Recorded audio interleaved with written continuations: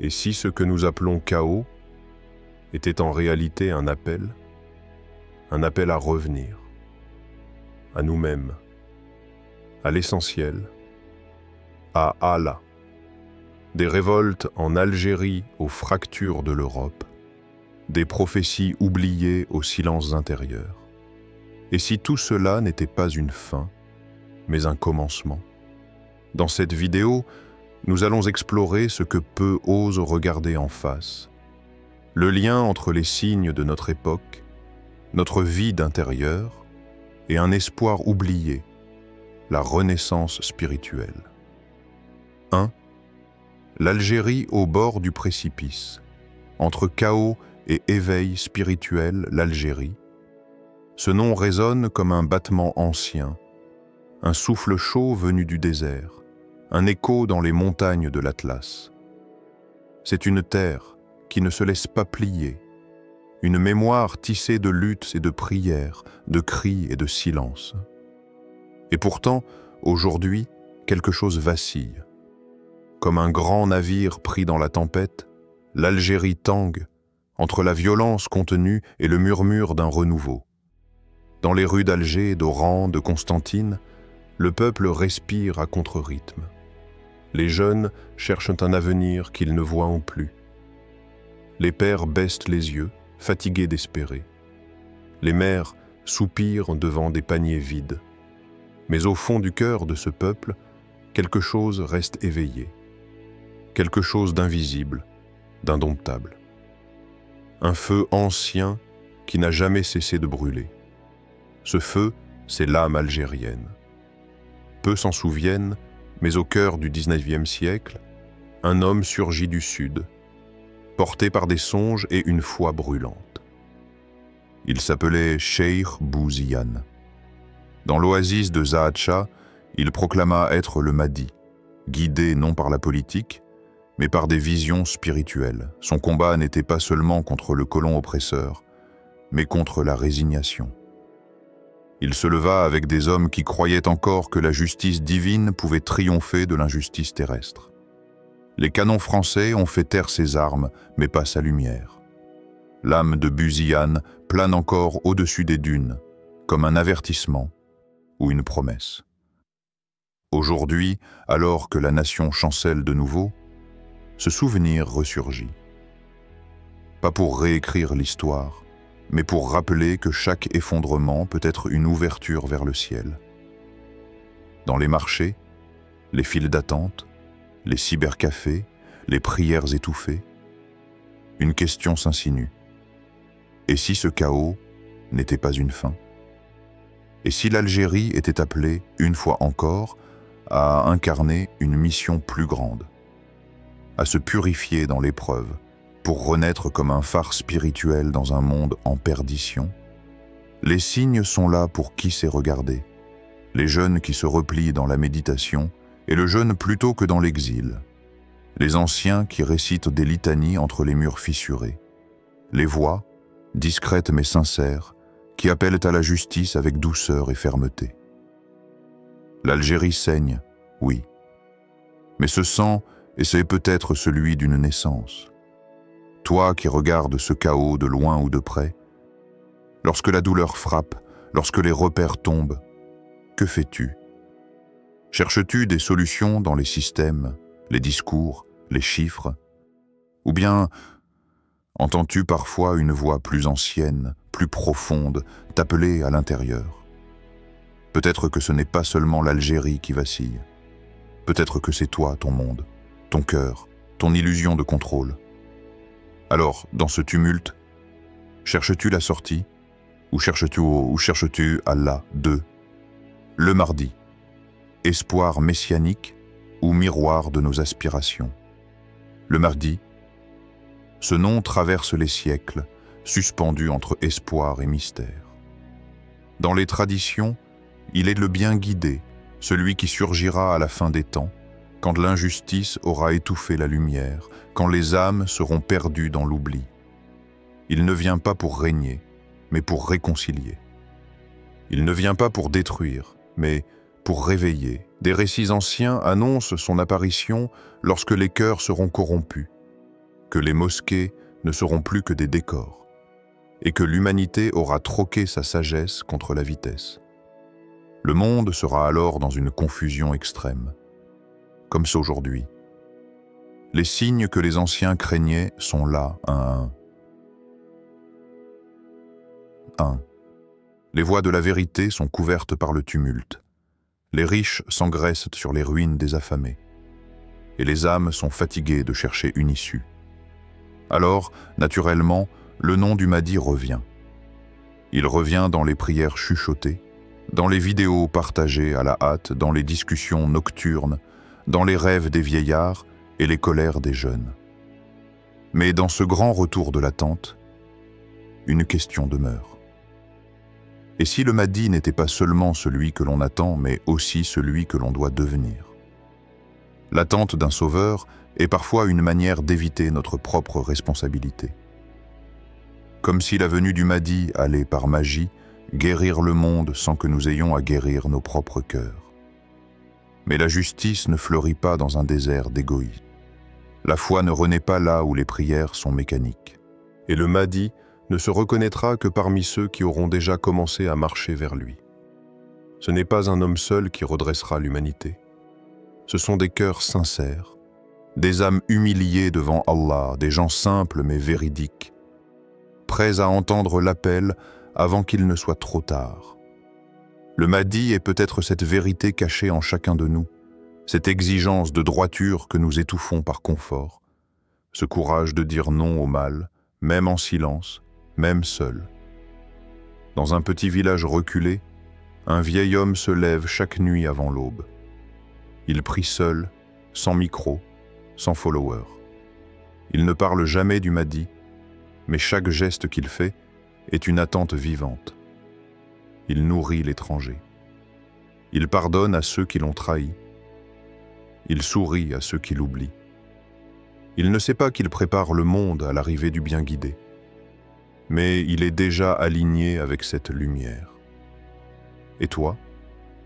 Ta vie prépare-t-elle l'arrivée du Mahdi ou l'empêche-t-elle? Ta colère sert-elle la vérité ou ton ego? Tes ambitions sont-elles celles du monde ou celles de l'âme? Et si le Mahdi ne venait pas pour nous sauver, mais pour nous demander « Pourquoi n'as-tu pas déjà commencé à marcher vers moi ?» Le Mahdi est-il une figure extérieure que tu attends ou une étincelle intérieure que tu dois raviver? 3. L'Europe en alerte, entre marginalisation et quête de repères. Des sirènes résonnent dans les rues des capitales. Des foules défilent, parfois en silence, parfois en criant, dans des cortèges de colère, de fatigue, d'incompréhension. À Paris, on marche, non plus pour des idéaux, mais pour survivre, pour respirer dans une société où le lien est brisé. En Italie, les regards se tournent vers la Méditerranée, non pas pour contempler le bleu du ciel, mais pour scruter les embarcations qui, chaque nuit, défient la mer et la mort. Et au-delà des politiques, des chiffres, des discours de façade, une réalité plus profonde s'impose. Quelque chose est perdu. Ce n'est pas seulement une crise économique. Ce n'est pas seulement une question migratoire ou sociale, c'est une crise de l'âme. La France a longtemps imposé son modèle, laïcité, individualisme, rationalisme. Mais aujourd'hui, les promesses d'émancipation résonnent comme des coquilles, et vides. L'homme moderne, libéré de toute transcendance, se retrouve face à un vide existentiel que ni le progrès, ni la technologie, ni les slogans politiques ne peuvent combler. L'Italie, avec ses racines chrétiennes profondes, vacille entre nostalgie et modernité.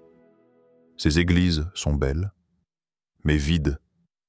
Ces jeunes cherchent ailleurs ce que leurs ancêtres trouvaient dans le silence d'une prière ou la paix d'un confessionnal. L'Europe s'est affranchie du sacré. Mais en se débarrassant de Dieu, elle a perdu la boussole du cœur.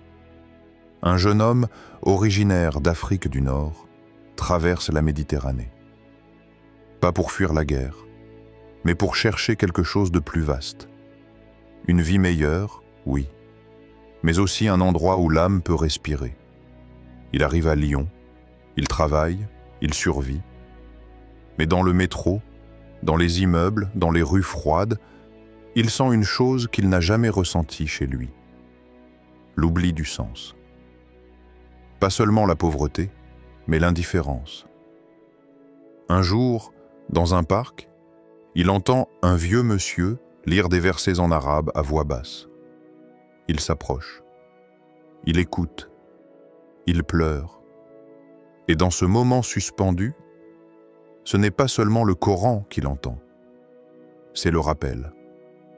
Le retour au souffle divin. Dans une Europe sans âme, il découvre qu'Allah ne l'a pas oublié. Et si ce chaos en Europe n'était pas uniquement une chute, et si c'était un appel à l'intérieur? Un rappel que sans transcendance, les lois s'effondrent, les peuples se divisent, et même les nations les plus avancées deviennent des ruines dorées. L'Occident a enseigné au monde comment penser. Mais il a oublié d'enseigner comment s'agenouiller. Et aujourd'hui, l'Italie alerte, la France marginalisée, ne cherche pas des solutions technocratiques. Elle cherche en des repères. Mais où sont-ils? Qui les portera? Et si ces repères venaient d'un peuple que l'Europe a marginalisé, mais qui n'a pas oublié Dieu? Face à ces défis, l'Europe peut-elle retrouver une boussole morale sans renouer avec une dimension spirituelle profonde? Et toi, dans un monde qui avance sans direction, es-tu encore connecté à l'essentiel ou dérives-tu avec le courant? 4. Signe eschatologique. Entre prophétie et réalité contemporaine. Imagine un désert. Pas un désert de sable, mais un désert d'âme. Un monde sans repères, sans lumière, où chaque être humain avance, les yeux ouverts, mais l'esprit endormi. Dans ce désert, les pas s'alourdissent, l'air est chargé d'une tension que nul ne nomme. Et soudain, un grondement lointain, quelque chose se fissure sous la surface. Ce n'est pas la terre. C'est le voile entre l'invisible et le visible. Les prophéties oubliées, un savoir caché au cœur du monde moderne. Les traditions anciennes, transmises par les justes, les sages, les veilleurs de la nuit, évoquent des signes précis. Le Sufyani, chef injuste surgissant du cœur du Levant, ivre de pouvoir et semant la terreur. Le Khasf al-Baïda, événement effrayant où une armée sera engloutie, non par des armes, mais par la terre elle-même. L'oubli des valeurs, la corruption qui s'infiltre jusque dans les lieux sacrés et la confusion entre le bien et le mal. Ce ne sont pas des fables. Ce sont des balises sur un chemin obscur, des lanternes laissées par la miséricorde divine pour ceux qui osent encore regarder vers le ciel. Regarde autour de toi. Les armées marchent, les cœurs s'endurcissent, les vérités deviennent floues, et même la terre semble protester. Inondations, tremblements, incendies. Le Sufyani n'est peut-être pas encore nommé, mais les figures de l'oppression surgissent de toutes parts. La corruption, elle s'infiltre dans les systèmes, les familles, les écrans. Elle ne prend plus la forme d'un tyran visible, mais d'une normalisation du péché, d'une indifférence à l'injustice, d'un détachement total de la présence divine. Et le Khasf al-Baïda, peut-être n'est-il pas encore arrivé, mais les secousses symboliques sont déjà là. Des empires tombent, des élites s'effondrent, des nations perdent leur autorité. Tout cela ne sont peut-être pas les signes de la fin, mais les échos d'un monde qui approche un point de bascule. Un homme âgé rêve. Il voit un immense mur, recouvert de symboles qu'il ne comprend pas. Au centre, une horloge sans aiguille. Il entend une voix lui dire « Les lignes sont là, mais les yeux sont fermés. » Il se réveille en sueur. Tout semble normal, mais ce jour-là, sans savoir pourquoi, il s'agenouille, il pleure, il récite les noms de Dieu qu'il avait oubliés. Et pour la première fois depuis des années, il sent que le temps est vivant. Ce vieil homme, c'est peut-être toi, ou ton voisin, ou une partie de toi que tu as enfouie, La fin n'est pas un cataclysme spectaculaire. C'est une lente dévoration de l'âme. Chaque péché ignoré, chaque injustice tolérée, chaque prière abandonnée, tout cela forme les fissures dans notre monde. Les signes eschatologiques ne sont pas des épouvantails, ils sont des réveils. Mais seuls les cœurs encore sensibles peuvent les entendre. Sommes-nous attentifs aux signes qui nous entourent, ou préférons-nous détourner le regard face à l'évidence? Quand ton âme te parle dans le silence de la nuit, l'écoutes-tu ou la fais-tu taire avec le bruit du monde? 5.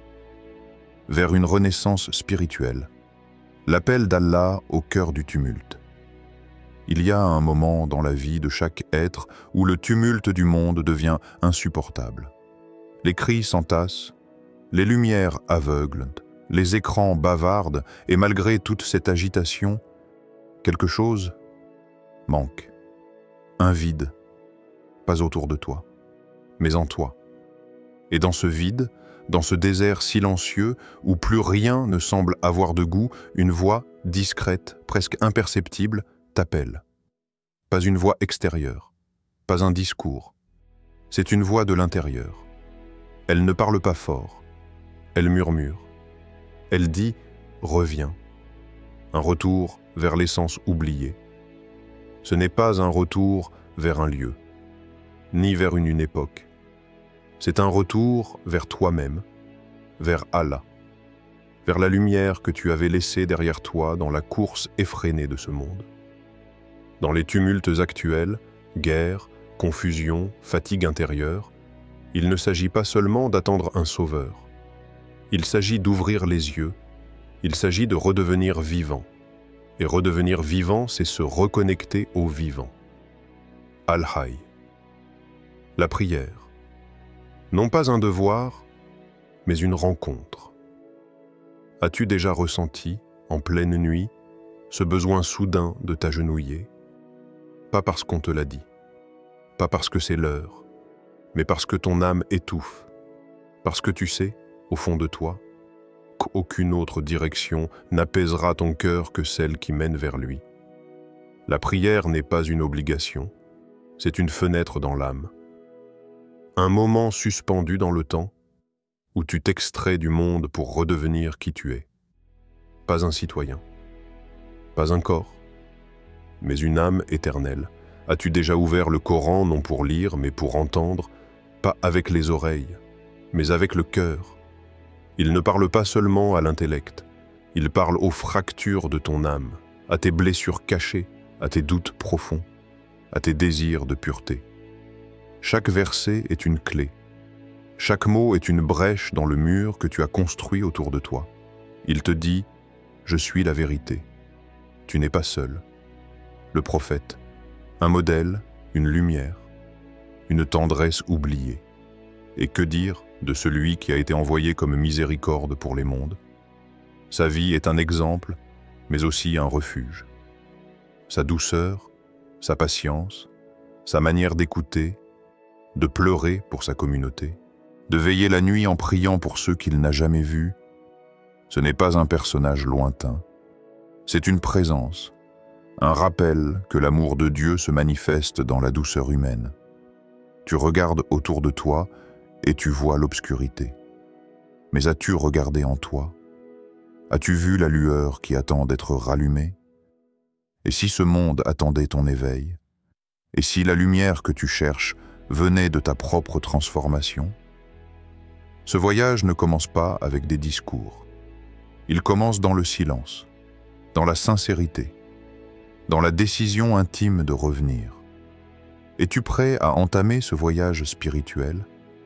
À écouter l'appel d'Allah qui résonne discrètement, comme le souffle du vent dans un jardin abandonné? Es-tu prêt à devenir un vecteur de lumière dans un monde qui cherche encore l'aube? Ce monde court vers ce qu'il croit être sa fin, mais Allah n'éteint jamais une lumière sans en rallumer une autre. Le mardi n'est pas qu'une figure à attendre, c'est une étincelle en toi à raviver. Tu peux être celui ou celle qui réveille les cœurs, qui prie quand le monde dort, qui éclaire quand tout vacille. Alors ne ferme pas les yeux, reviens, écoute, et surtout, sois lumière.